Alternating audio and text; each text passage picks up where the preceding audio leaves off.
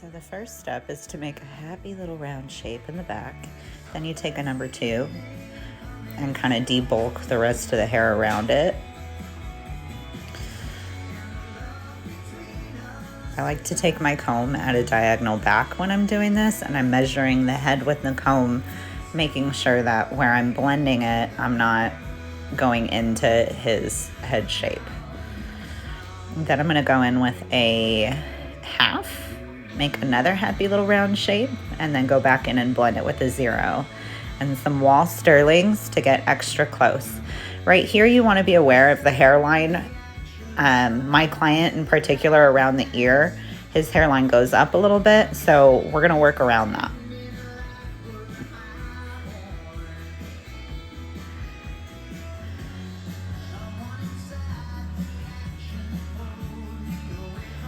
Right in here, I kind of left some weight I've been building with my comb and the clippers, because he's got a whirl on the back of his head. His cowlick's a little bit tricky, so I'm going to go back in and remove that weight now with the clippers, and then with Scissor-over-comb, which is actually my favorite part.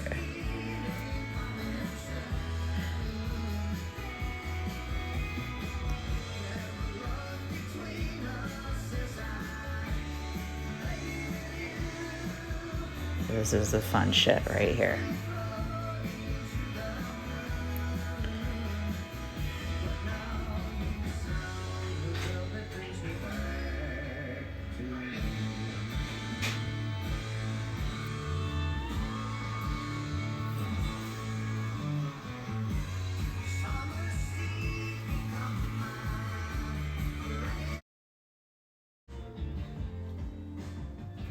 This is where it's a little bit disconnected and longer in the front. He usually just pushes it over that way with his hands. So what I did earlier was I pulled it over to the opposite side and cut it with the razor, so it's a little bit shorter to longer right here. It gives it that triangular layer. It's connected through the back and the middle, but in the front it just kind of disconnects. And up top we're using a razor. He's got really fine hair, so it kind of helps it move around. It makes it look thicker.